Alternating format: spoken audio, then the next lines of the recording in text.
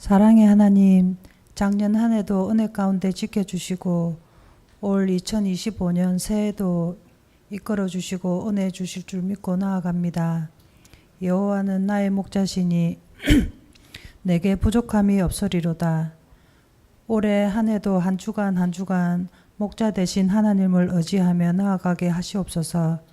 오늘도 아침부터 이 시간까지 이 모습 이대로 하나님 앞에 예배드리러 나올 수 있게 있는 것도 하나님의 은혜임을 고백합니다. 저희들이 크고 값진 것에도 감사해야 하겠지만 무탈한 하루를 지내게 하신 것도 은혜와 감사해오니 있는 모습 그대로 나왔습니다. 은혜로 채워주시옵소서. 세상 속에서도 승리하게 하시고 우리 주위에 어려움을 안고 있는 분들의 마음을 돌아보게 하셔서 몸과 마음들이 회복되어 더 건강한 신앙생활이 되게 하시옵소서. 이 시간 말씀을 듣게 하실 때 마음에 감동을 주셔서 한 주간을 살아갈 때 더 큰 힘이 되게 하시옵소서. 예수님 이름으로 기도드렸습니다.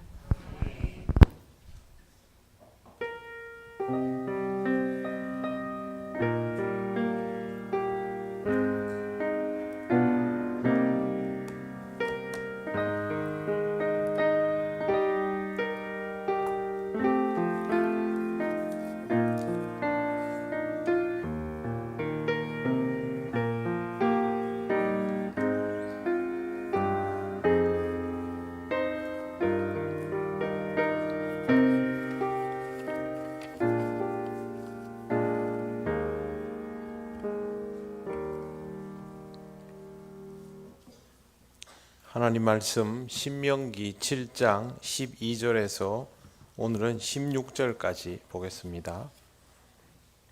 구약성경 272쪽입니다. 신명기 7장 12절부터 16절까지입니다.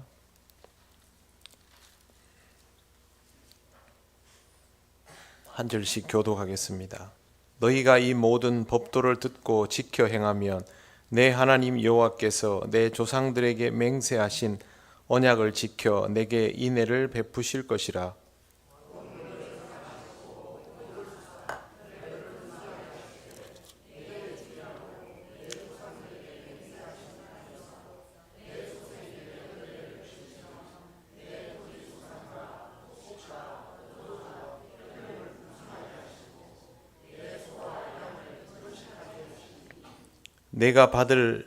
내가 복을 받음이 만민보다 훨씬 더하여 너희 중에 남녀와 너희의 짐승의 암수에 생육하지 못함이 없을 것이며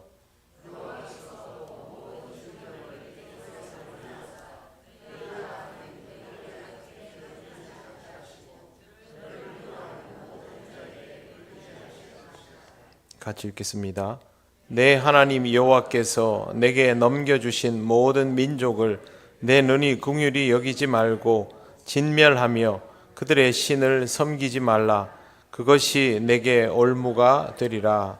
아멘. 좌우의 분들 인사하시겠습니다.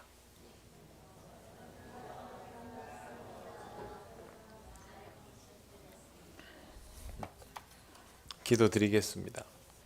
하나님 감사합니다. 이 시간을 통하여 신명기 말씀을 함께 읽고 묵상합니다. 말씀의 의미를 깨달으며 우리를 향하신 하나님의 마음과 뜻을 더욱 알게 하옵소서. 예수님 이름으로 기도드립니다. 아멘. 신약 성경은 예수님을 통하여 하나님의 마음을 알아가는 것이라 하면 구약 성경은 그대로 그냥 하나님의 마음을 조금이라도 더 알아가는 것이다 라고 생각하시는 것이 좋습니다. 오늘 우리가 읽은 성경 첫머리에 보면 너희가 이 모든 법도를 듣고 지켜 행하면 이라는 표현이 나옵니다. 성경에서 특히 구약 모세오경에서 굉장히 많이 나오는 표현이죠. 뭘 듣고 지켜 행하면, 규례와 법도와 율례를 듣고 지켜 행하면, 이런 표현들이 반복적으로 나옵니다. 조건절이죠. 조건절이 반복적으로 나오는 것은 귀에 못이 박히도록 말씀하시겠다라는 뜻입니다. 똑같은 이야기를 계속하면 듣는 입장에서는 듣기 지겹고 불편할 수 있습니다. 그런데 똑같은 이야기를 왜 계속하는 걸까요? 잘 안 고쳐지니까요. 굉장히 중요한 부분인데도 개선이 안 되기 때문에 얘기하는 것이고, 그 하나님께서 이스라엘을 향하여 이렇게 하시는 이유는 이 부분에 쉽게 실족하기 때문입니다. 반드시 되어야 하는데 여전히 이 부분의 위험성을 가지고 있으면 이 이야기를 계속할 수밖에 없죠. 이스라엘은 이미 전과가 있죠. 가나안 땅을 눈앞에 두고 그 땅에 들어가지 않고 자신들의 판단을 따라서 행동해 버렸습니다. 이스라엘의 입장에서는 잔소리처럼 들릴 수도 있지만 사실은 이 부분에 대해서 우리가 개선의 여지가 여전히 많구나라고 받아들여야만 합니다. 하나님께서 우리에게 같은 조건과 상황에 몰아넣으실 때가 있습니다. 신앙생활에서 우리가 치명적인 약점을 보이는 부분이 있죠. 그 부분에 하나님은 반복적으로 우리를 집어넣으십니다. 그건 이것과 경우가 별로 다르지 않습니다. 그때는 우리가 내가 이 부분에 대해서 하나님께서 주시는 상황을 통해 도전받으라 하시는구나 라고 받아들여도 무방합니다. 내가 고쳐야 될 부분이 고쳐지지 않고 있다면, 개선되어야 될 부분이 개선되지 않고 있다면 하나님은 그걸 바꾸시려 들기 때문입니다. 우리에게 있어서 제일 많이 일어나는 것이 믿음의 영역, 그리고 성품의 영역입니다. 그렇기 때문에 하나님께서 이렇게 우리에게 같은 상황과 조건을 반복적으로 요구하시면 적어도 우리는 기도의 자리를 통하여 우리 자신을 좀 돌아볼 필요가 있습니다. 하나님의 응답은 다음과 같습니다. 여호와께서 내 조상들에게 맹세하신 언약을 지킬 것이다. 인애를 베풀 것이다 라고 하십니다. 첫째, 하나님은 약속을 어기시는 분이 아닙니다. 상대방이 절대 약속을 어기지 않으면 내가 할 수 있는 일은 뭡니까? 나만 약속 지키면 되는 것이죠. 상대방이 약속을 지킬지 안 지킬지 확실하지 않으면 내가 이 약속을 지키려 하면서도 확신이 없지만, 하나님은 약속을 절대 어기는 분이 아니기 때문에 나만 똑바로 하면 됩니다. 그리고 하나님은 우리가 감당치 못할 시험을 주시는 분도 아닙니다. 그렇기 때문에 우리는 하나님 앞에서 이 약속을 지키겠다는 마음만 확실하게 가지고 있고 흔들리지 않으면 됩니다. 인애를 베푸실 것이다. 인애가 무슨 뜻인지를 알 필요가 있습니다. 히브리어로는 헤세드인데요. 헤세드는 자비라고도 번역합니다. 인애로 번역하고 자비로 번역하는데, 오늘 성경 말씀을 보시면요, 언약을 지켜 내게 인애를 베풀 것이다 이렇게 되어 있죠. 그러면 언약과 인애에다가 이렇게 줄을 그어 두시면 좋습니다. 이 두 개의 단어가 굉장히 중요합니다. 왜 그러냐 하면요, 헤세드란 단어가 계약, 언약 이런 데서 쓰일 때는 의미가 좀 다릅니다.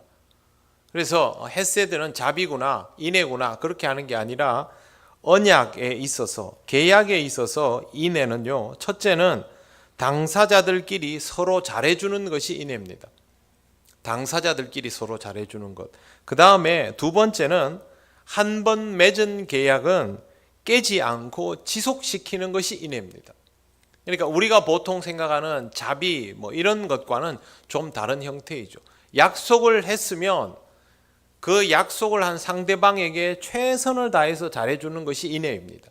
그리고 그 약속을 절대 깨지 않는 것이 인애입니다.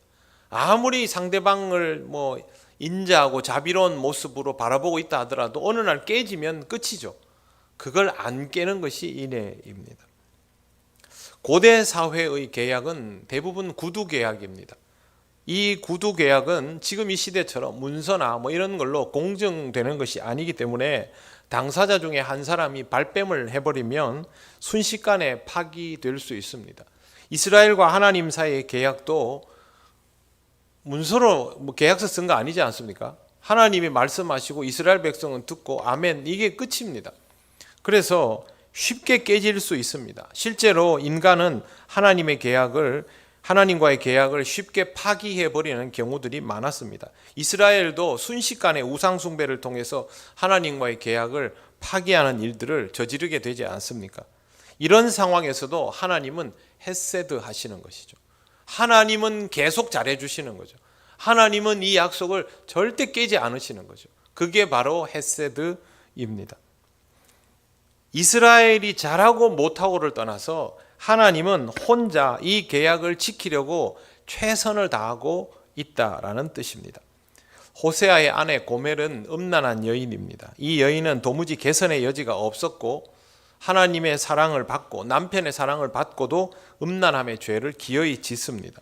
그런데 하나님은 호세아에게 고멜에게 가서 다시 데리고 와서 사랑하라고 말을 하고 호세아는 순종하면서 그렇게 데리고 오지요.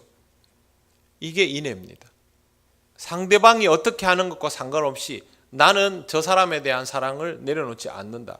내가 저 사람과 맺은 약속은 내려놓지 않는다. 그게 바로 인애입니다. 이스라엘은 고멜을 능가하는 수준이죠. 그런 이스라엘을 하나님은 용납하시는 것입니다. 어떻게든 계약을 깨지 않으려는 마음, 이 마음을 하나님은 우리를 향하여서도 가지고 있으십니다. 그래서 우리가 이 세상을 살아가는 마지막 순간까지 기회를 부여받는 것입니다. 생을 마지막 앞두고 있는 마감을 얼마 앞두고 있지 않은 분이 세례를 받겠다고 했습니다. 아들이 그렇게 교회를 가자고 해도 절대 교회를 가지 않고 있다가 병이 중해져 가지고 돌아가시기 얼마 전이 돼서 세례를 받겠다 그래서 제가 아들에게 정말 예수를 믿으시냐 그렇게 고백을 하느냐 하니까 한다는 거예요. 그래서 집에 쫓아가 가지고 집에서 이제 세례를 베풀었습니다. 그리고 그분은 신앙 고백을 하고 며칠 있다가 하나님께로 갔습니다. 그분은 며칠 신앙생활 하지 않았죠. 그런데 하나님께서 그렇게 살아간 사람과 우리처럼 평생을 새벽마다 일어나서 기도하고 말씀 읽고 어떻게든 신앙적이려고 막 몸부림치고 그렇게 잘 못해서 회개하고 했던 우리와 그 사람과 차등을 두십니까? 두시지 않습니다. 모두에게 기회를 주십니다. 하나님의 기회는 인애의 기회이기 때문입니다. 하나님이 그런 분이시기 때문에 우리가 부족함이 많고 잘못을 저지르는 과정 속에 있다가도 하나님의 은혜로 회복되고 하나님 나라에 이를 수 있는 것입니다. 그러므로 우리는 하나님의 인애를 잊지 않고 살아가야 합니다. 우리에게 주어져 있는 시간과 기회는 그 자체가 하나님의 인애입니다. 그러므로 우리는 주어진 시간을 소중하게 생각해야 하고 우리 스스로도 계약을 유지하려는 노력이 있어야 합니다. 구원은 하나님이 하시죠. 그런데 우리가 계약을 파기해버리면 그 구원은 물 건너갑니다. 그것을 파기하지 않는 노력은 있어야 합니다. 그래서 하나님께로부터 고개를 돌리지 않아야 합니다. 추운 겨울에 여러분 야외에 내일부터 엄청 추워진다는데 여러분이 내일 야외에 하루 종일 있어야 됩니다. 그러면 제일 춥지 않게 있는 방법이 뭔 줄 아십니까? 추운 겨울에 춥지 않게 야외에 있는 방법. 움직이는 것. 근데 하루 종일 못 움직이지 않습니까? 제일 좋은 방법은요, 해를 향해 서 있는 겁니다. 햇볕이 있으면 그 햇볕을 향해 서 있는 것보다 더 따뜻한 방법은 없습니다. 신앙생활은 그렇게 해야 됩니다. 항상 하나님을 향하여, 우리가 뭘 다른 걸 하는 게 아닙니다. 하나님을 향하여 서 있는 겁니다. 하나님의 빛이 나를 조명할 수 있도록 그렇게 서 있으면 그게 우리가 할 수 있는 최선이고 그것을 코람데오라고 합니다. 하나님 앞에서. 하나님 앞에서라고 생각하면 제일 먼저 딱 드는 생각이 부담입니다. 나는 하나님 앞에 있으면 하나님은 내 속을 다 보시는데 내가 얼마나 죄악된 사람인지 다 아는데 부담스럽다. 그게 아니라 살기 위해서 하나님이 내게 인애를 베푸신다는 것을 믿음으로 받아들이며 그 모습 그대로 하나님 앞에 서는 겁니다. 그게 우리 출발점입니다. 고개 돌리고 있으면 하나님 모르십니까? 그거 아니지 않습니까? 그래서 언제나 하나님 앞을 향해서 그렇게 서시기를 바랍니다. 이게 우리 인생의 영적 온기를 느끼는 방법입니다. 13절을 보십시오. 13절을 우리가 천천히 한번 같이 읽겠습니다. 시작. 곧 너를 사랑하시고 복을 주사 너를 번성하게 하시되 내게 주리라고 내 조상들에게 맹세하신 땅에서 내 소생에게 은혜를 베푸시며 내 토지 소산과 곡식과 포도주와 기름을 풍성하게 하시고 내 소와 양을 번식하게 하시리니. 아멘. 이게 하나님이 하시는 사랑의 구체적인 내용입니다. 못 외워도 됩니다. 그냥 복 많이 받게 해주시겠다는 겁니다. 좋은 건 여기 다 들어 있습니다. 하나님은 어차피 좋은 것을 주실 것이기 때문에. 그런데 우리 인생에 항상 좋은 것만 있는 게 아니죠. 우리가 바라는 것만 있는 것은 아닙니다. 그럼에도 불구하고 시간이 지나고 나면 어떻습니까? 우리에게 주어졌던 인생의 연단들까지도 유익하다는 것을 나중에 깨닫게 되지요. 그래서 하나님은 우리에게 은혜를 베푸시는구나 라고 고백하게 됩니다. 이 구절에서 제일 중요한 단어는요, 소생에게입니다. 여기 줄을 그어 두십시오.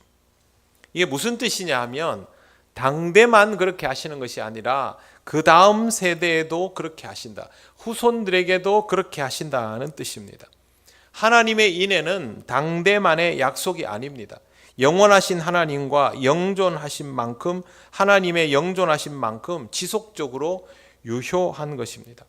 한 집안에 신앙생활을 시작하는 사람 한 사람이 있습니다. 그런데 이 사람이 그대의 신앙생활을 똑바로 하기만 하면 그 믿음은 다음 때로 갑니다. 그리고 그 집안 그 다음 때에 신앙생활 똑바로 하는 사람이 한 사람만 있으면 그 믿음은 그 다음 때로 갑니다.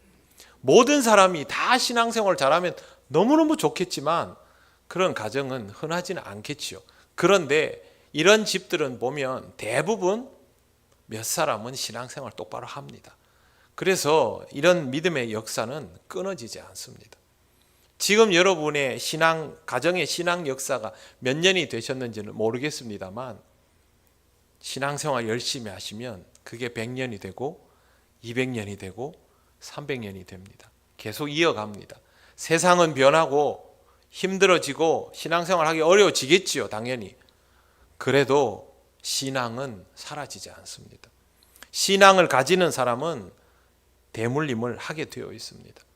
여러분들을 통해서 여러분의 다음 세대가 보장받는 것이고 여러분의 다음 세대, 자녀들 중에 신앙생활 하는 사람이 있으면 그 다음 세대가 보장받는다는 것을 꼭 기억하시고 저와 여러분은 지금 어떻게든 신앙적이면 됩니다.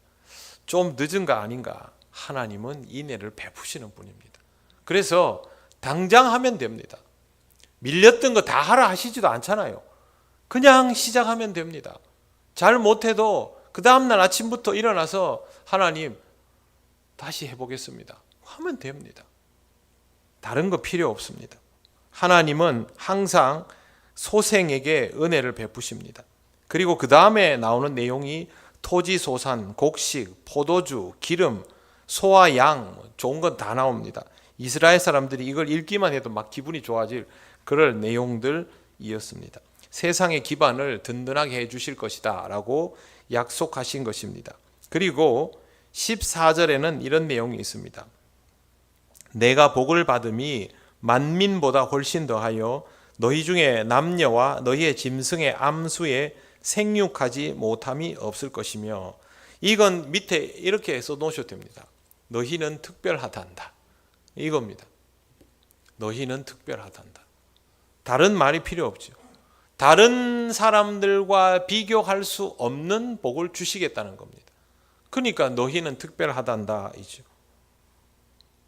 여러분, 이스라엘이 이 혜택을 누렸을까요? 못 누렸죠. 왜 못 누렸습니까? 약속을 깼지 않습니까? 그래서 이스라엘은 하나님이 이런 약속을 이루신다는 것을 맛보지도 제대로 못했습니다. 약속을 깨버렸기 때문에 경험이 없는 것이죠. 하나님의 말씀에 틀림이 있습니까? 하나님께서 약속하신 것을 지키시지 못하는 분입니까? 하나님은 실현하시지 않습니다. 약속하신 것을 지키지 못하는 분도 아닙니다. 하나님은 능히 그렇게 하실 수 있습니다. 말도 안 되는 일도 하시잖아요. 구약에 해놓은 구속사적인 예언이 사실은 합리적이지 않지 않습니까? 왜 이 땅에 오실 메시아가 그런 방식으로 오고 왜 고난을 받으셔야 됩니까? 이건 원래 좋은 그림이 아니거든요.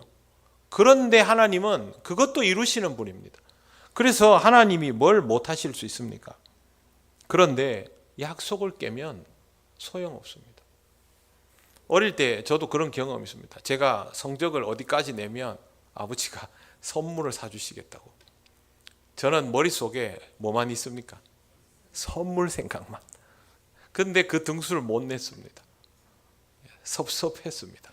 성적을 못 내놓은 건 생각지 않고 그걸 받지 못한 걸 섭섭해했습니다. 신앙생활이 그렇게 됩니다. 하나님 앞에서 내가 하나님과의 약속을 지키기 위해서 하나님이 우리한테 결과물을 내라는 거 아니지 않습니까? 태도를 보시잖아요. 그 태도조차 유지하지 못했으면서 하나님이 내게 주시겠다고 했던 약속만 기억을 하고 있는 거죠. 그것만 내놔라는 것이죠. 그렇게 하면 약속은 파기됩니다. 그리고 하나님의 약속은 이루고도 남을 만한 것이지만 우리한테는 경험이 됩니까? 안 됩니까? 안 됩니다. 이 부분이 중요합니다.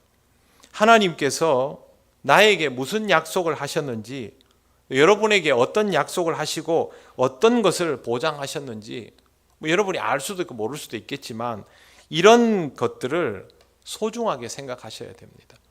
말씀드렸지 않습니까? 하나님이 우리를 향해서 너희는 특별하단다. 그거는요, 하나님이 우리한테 맨투맨 하겠다는 거죠. 개인적으로 그렇게 마킹 하시겠다는 건데, 이거를 가지고 우리 자신이 약속을 깨버리면 모든 것이 허사입니다. 결정적으로 영원한 하나님 나라가 우리에게 가장 귀한 보상이지만 우리의 믿음을 지키시려는 하나님께서 이 땅을 살아가기에 필요한 것들을 우리에게 주십니다. 파기하면 이거 다 경험하지 못합니다. 다른 사람들은 누리는 은혜와 복이 나에게는 없는 일, 불가능한 것이 되는 거죠. 하나님을 믿는 자는 하나님의 실체를 점점 경험합니다. 믿음대로 살아가면 그 믿음이 요구하는 대로의 행동을 하고 믿음이 요구하는 대로의 행동을 하면 하나님께서 채워주십니다. 그러면 그 사람의 믿음은 점점 커지는 것이죠. 조그마한 구멍가게를 하던 사람이 하나님께 약속을 했습니다. 하나님, 내가 하나님 앞에 드려야 될 헌금들을 그렇게 열심히 잘 바치겠습니다. 그리고 어려운 형편의 목회자와 신학생을 꼭 돕겠습니다. 이렇게 약속을 하고 어렵든지 쉽든지 그걸 계속 지켜나갔습니다. 그랬는데요, 처음에는 좀 어렵다가 어느 날부터 하는 족족 뭐가 잘 됩니다. 그래서 사람들이 물으면 뭐라고 얘기하냐면 자기가 일을 벌려놓으면 그게 대세가 된다는 거죠. 그렇게 해서 하나님이, 그분 고백이 중요합니다. 그렇게 해서 하나님이 내가 약속한 것을 계속 할 수 있도록 해주셨다. 그렇게 고백해요. 그분은 지금도 대물림해서 그 사업을 하고 있습니다. 그분이 실체에 대한 믿음이 있겠습니까? 없겠습니까? 있죠. 자기는 체험했지 않습니까? 헌금, 경제적인 부분만이 아닙니다. 내가 믿음으로 교회에서 어떤 일들을 하고 직장에서 어떤 일들을 했는데 믿음을 요구하는 그 부분에서 내가 그거를 한번 뚫고 지나가면 하나님에 대한 실체적인 경험을 합니다. 하나님이 뭐 수염을 달고 나타나가지고 지팡이를 흔들고, 그게 아니라 하나님의 역사를 체험합니다. 그러면 그 다음부터 그 사람은 계속 그 은혜의 통로로 나아갑니다. 그런데 믿음 없이 그 자리에서 후퇴해버린 사람은 경험할 수 있는 것이 없습니다. 누구는 하나님의 실체를 경험하고 계속 은혜 가운데 한 걸음씩 한 걸음씩 나아가는데, 그 바로 옆에 있는 어떤 사람은 교회를 몇십 년 다녀도 하나님이 내게 이루어 주시는 것들은 없다고 여기면서 살아가면 이거 얼마나 안타까운 일입니까? 기적과 능력을 말하는 것이 아닙니다. 하나님은, 한 번 더 말씀드립니다, 내가 믿음을 지킬 수 있도록 역사하십니다. 은혜를 주시고 연단도 주시고 길을 열어도 주시고 막아도 주시는데 하나님을 믿는 자는 이 모든 것이 하나님의 임재라고 받아들입니다. 그 사람은 은혜 받는 사람이죠. 그거 못 느끼는 사람은 신앙생활 하면서 그냥 힘겨운 사람이죠. 만약 우리가 하나님과의 언약을 파기했기 때문에 이런 경험을 해버린다면 박탈감은 말할 수 없이 큽니다. 여러분, 교회를 평생 다녔는데 믿음이 없다면 그 사람은 교회를 다닐수록 힘들었던 거죠. 그런 사람의 얼굴이 밝을 수 없습니다. 그런 사람이 다른 사람에게 여유가 있을 수가 없습니다. 그렇게 살고 싶지는 않으시죠? 우리가 그렇게 살지 않으려면 우리의 믿음을 지키시는 하나님을 믿고 하나님께서 우리 믿음을 지켜주시려고 역사하시는 각양각색의 방법들을 믿음으로 받아들여야 됩니다. 한 번 더 말씀드리지만 좋은 것도 있고 우리가 싫어하는 것도 있습니다. 힘이 날 만한 것도 있고 때로는 우리 힘을 빼기도 합니다. 입술을 열어주시기도 하고 닫기도 하십니다. 그 모든 것이 하나님의 은혜임을 깨달아 가시기를 바랍니다. 여러분, 교회에서 신앙생활하고 직분 가지게 되고 그러면 그 직분을 가지고 소망도 생기지 않습니까? 내가 이 교회에서 이런 역할을 감당하는 종이 되고 싶다. 우리 교회에서 이런 비중이 있는 일꾼이 되고 싶다. 그런 마음도 가질 수 있잖아요. 하나님은 여러분을 그런 기둥으로 만들어 주십니다. 약속을 깨지 않도록 하십시오. 우리가 부족하다 보니까 살다 보면 그 약속을 깨뜨리는 위험에 처해지기도 합니다. 그때는 하나님 앞에서 두말 않고 다시 하겠습니다. 다시 기회를 주십시오. 믿음으로 따르겠습니다. 그렇게 고백하면서 나아가야 합니다. 중요한 거 두 가지입니다. 언약과 인애. 이 두 개를 꼭 함께 기억하시고 이것을 통해서 소망을 가지고 오늘을 살아가시기를 바랍니다. 15절을 보면 하나님이 보호하신다는 말이 맞습니다. 15절을 천천히 같이 읽겠습니다.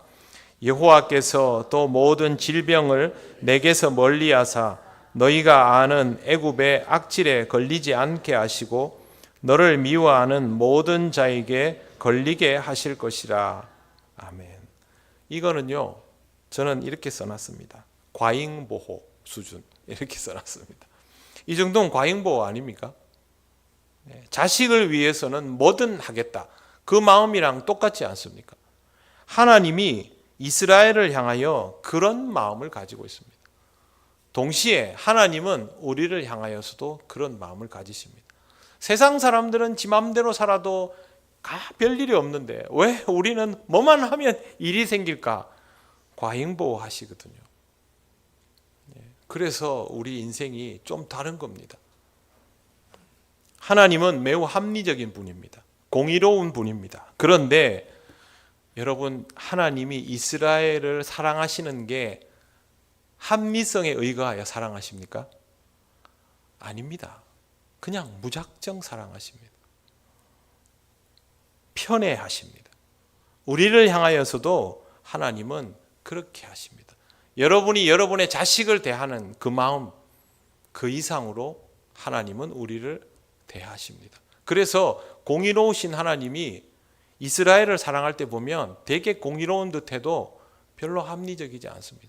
봐주고 또 봐주고 또 봐주고 기다려주고 용서해주고 이런 식입니다. 우리는 이걸 봐야 됩니다. 사랑한다고 말을 해도 듣지 않고 못 알아듣는 수준이면 기회가 없어야 되는데 하나님은 기다려 주십니다. 그러면 우리는 이걸 알아들어야 되고 그걸 받아들여야 합니다. 그리고 이렇게 받아들이는 데 있어서 절대적으로 중요한 부분이 16절에 나옵니다. 16절 말씀 보십시오. 천천히 같이 읽겠습니다. 내 하나님 여호와께서 내게 넘겨주신 모든 민족을 내 눈이 긍휼히 여기지 말고 진멸하며 그들의 신을 섬기지 말라. 그것이 내게 올무가 되리라. 아멘.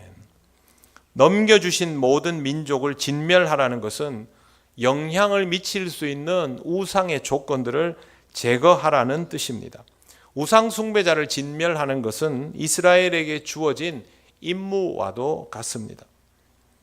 우리는 지금 이런 방식으로 타민족을 진멸하거나 국가를 없애야 할 임무를 수행할 필요가 없습니다. 복음의 경로가 예수 그리스도를 통하여 만민에게 열렸기 때문입니다. 그런데 우상을 숭배하면 안 됩니다. 이 조건은 똑같습니다. 우상 숭배의 단초를 없애야 됩니다. 그것은 반드시 지켜져야 합니다. 모든 민족, 이 하나님께서 넘겨주신 모든 민족이라는 것은요, 사실 승리의 기회를 이미 주셨다는 거 아닙니까? 영적 승리의 기회를 주신다는 것이죠. 이런 영적 승리의 기회를 영적으로 받아들이지 못하면 임무를 제대로 완수하지 못하게 되고, 그러면 이것이 도리어 올무가 될 수 있다고 전하고 있는 것입니다.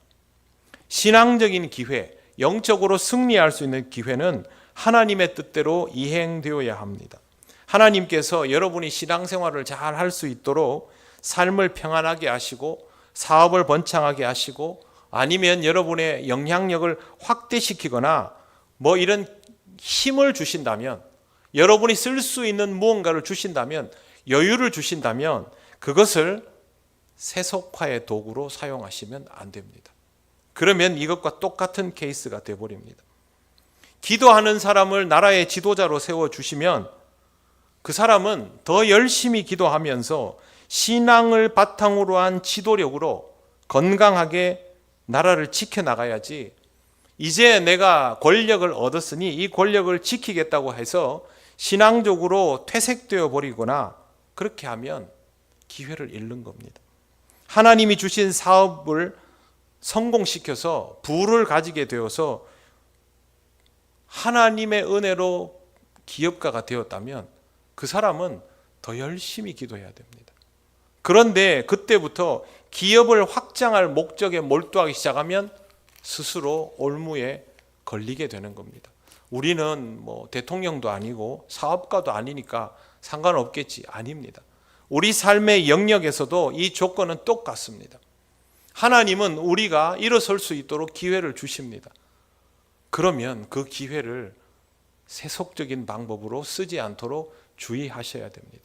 그게 순식간에 우리에게 올무가 될 수 있습니다. 제가 여러 번 말씀드렸죠. 우리나라 정치 지도자들 중에 크리스천 중직자들 많이 있다고요. 그런데 그분들의 생활이 크리스천다운 사람이 그리 많지 않습니다. 왜 그렇습니까? 정치를 위해서 자기 신앙을 2순위로 미룬 겁니다. 그러면 정치가 우상이 되는 겁니다. 돈도 명예도 다 똑같습니다. 우리에게 제일 우선순위가 되어야 될 건 뭡니까? 신앙입니다. 내가 어떤 권력을 가지건 어떤 부를 가지건 사회적 지위가 얼마나 높건 똑같습니다. 여러분에게 하나님께서 예를 들어서 여러분에게 대통령이나 크리스천 중에 하나를 선택하라 그러면, 아니면 우리나라 굴지의 기업이나 엄청난 재산과 신앙 중에 하나를 선택하라 그러면 뭘 선택해야 됩니까? 우리는 돈도 없고 대통령도 아니니까 지금 선택이 쉽죠. 정말 그 자리에 섰을 때 이걸 선택하는 사람이 진짜입니다. 그런 마음으로 사셔야 됩니다. 하나님이 나에게 뭘 더 주셔도, 내게 저 자리를 주셔도, 내게 이 지위를 주셔도 내가 선택할 1순위는 신앙이다. 항상 그렇게 사셔야만 하나님이 주신 기회가 올무가 되지 않습니다. 여러분의 기회를 올무로 만들지 않도록 하시고, 하나님 앞에서 하나님이 이미 맺어 놓으시고 끝까지 지키겠다고 애를 쓰시는 이 약속을 스스로 파기하지 않는 언약의 백성으로 살아가시기를 바랍니다. 기도드리겠습니다. 하나님 앞에 이렇게 기도하면 좋겠습니다. 하나님이 주신 모든 기회를 신앙적으로 사용하는 사람이 되게 하옵소서. 그 기회를 통하여 영적 성장을 이루게 하시고 하나님의 인애 속에 살아있음을 감사하며 언약의 백성으로 살게 하여 주시옵소서. 다 같이 기도드리겠습니다. 하나님 은혜를 감사합니다. 인내를 통하여 하나님의 언약 속에 살아가게 하심을 감사합니다. 우리가 이 세상의 많은 유혹 속에 있지만 그러나 하나님 아버지 어떤 것보다도 신앙만은 지켜나가는, 신앙을 우선하는 그런 사람들이 되기를 원합니다. 아버지 하나님, 인내를 가지고 우리에게 은혜 베푸심을 의심하지 않게 하시고 오직 믿음으로 나아가며 하나님의 약속 안에 있는 귀한 백성이 되게 하여 주셔서 우리 모두 하나님의 언약의 백성으로 살아가게 하옵소서. 어떤 것도 우리의 우상이 되지 않게 하옵소서. 우리가 쓰고자 하는 모든 도구들이 우상이 되어 우리를 지배하며 우리 신앙을 좀먹지 않게 하시고 언제나 하나님 앞에서 신실함으로 서게 하여 주시옵소서.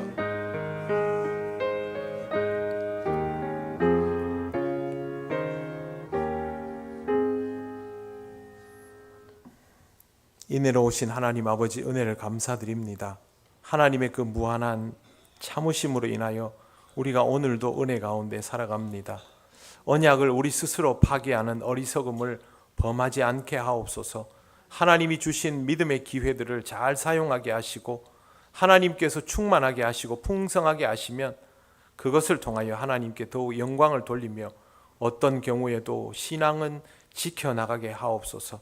언약의 백성답게 살아갈 수 있기를 원합니다. 우리의 모든 조건들을 통하여 하나님께 영광을 돌리게 하시고 그것이 우리의 올무가 되지 않도록 하나님 우리를 늘 깨어있게 하여 주옵소서. 감사드리며 예수님 이름으로 기도드립니다. 아멘.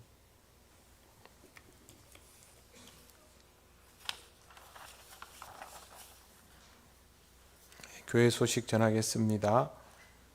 2025년이 시작되었습니다. 여러분 신앙의 성장을 위해서 여러분 스스로 어떤 부분들을 변화시켜 나가고 또 어떤 부분들을 잘 지켜 나가야 할지를 잘 돌아보시고 신앙적 실천을 이루어 가시기를 바랍니다. 이번 주 금요일은 교사들과 함께하는 기도회로 모입니다. 이제 한 달에 한 번 정도는 그렇게 시간을 가지려고 합니다. 기도하실 수 있는 분들이 더 많아지면 좋겠습니다. 우리한테 기도 제목 없는 사람 아무도 없으니까요. 금요일 저녁에 나오셔서 함께 기도하길 원합니다. 공동의회가 다가오는 주일 2부 예배 후에 본당에서 있습니다. 교육부 회의는 주일 12시 40분 3층 로비에서 모이도록 하겠습니다. 매일 성경 읽기표는 필경대에 준비되어 있습니다. 결혼 광고 한 번 더 드립니다. 이명열 장로님, 유미자 권사님 장녀 이다솜양 혼인 예식이 1월 11일 토요일 오후 2시 대전 라비에벨 웨딩홀 2층에서 있습니다. 명정 주민센터에서 오전 10시에 출발하고 시간 잘 엄수하셔서 나와 주시기를 바랍니다.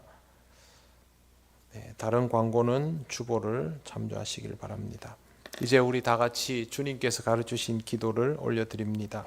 하늘에 계신 우리 아버지, 아버지의 이름을 거룩하게 하시며 아버지의 나라가 오게 하시며 아버지의 뜻이 하늘에서와 같이 땅에서도 이루어지게 하소서.